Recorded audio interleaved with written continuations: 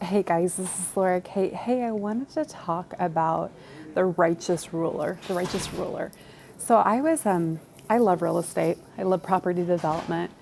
I love all the stuff that goes with that.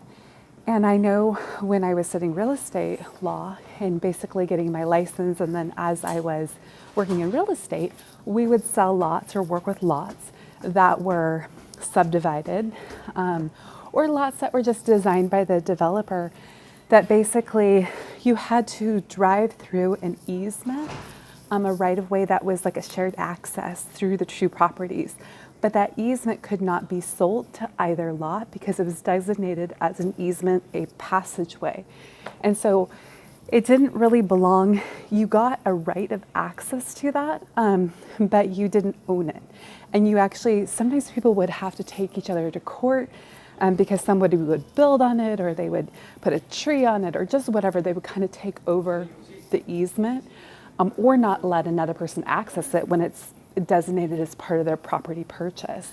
And so that would be a court issue. But usually people are pretty good about that. But people, when they want to take over a land and they just can't maybe quite understand what they purchased or what they were sold or what their rights were with their actual property designation. And so these are shared access and they're shared easements. And that's how the property is sold and designated. And if you didn't have that shared easement, people couldn't get through. And they wouldn't have the access to their actual property that they purchased. So these things are really important. So with that, with the righteous ruler, people sometimes get entitlements, right? So entitlements would be like with the righteous ruler, like an access field, like when you're given a lot or a property, or you purchase it, that you have a right of way to ride along the access point. But you only have the right of way if you own one of those lots. You're a guest or invited on one of those lots. You have an invitation, whatever, but you have access to that only by allowance, only by designation, right? That access, even though it's shared, it's not given out to everyone. So with the righteous ruler, I just want to say it's legal. There's a legal aspect, and it can be described as that shared strip that's between two properties, that shared access, but there's a designation and it's an entitlement. It belongs to the parties that own those lots. And only those lots written in the court documents and written in their escrow files when they purchase those is it designated? So I want to talk about entitlements that way.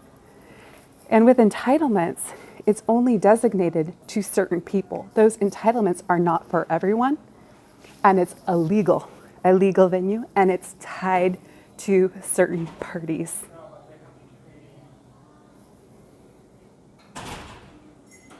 Some appropriations have been taken out of context, and they need to go back to, let's say you have 16 lots. 2 of the lots share that appeasement. Only the 2 lots have the right to that entitlement of that easement. The other 14 do not. This is Laura Kate, legally. This is Laura Kate. So appropriations that have been taken out of context need to be brought back into context in legal formality. No assumptions made.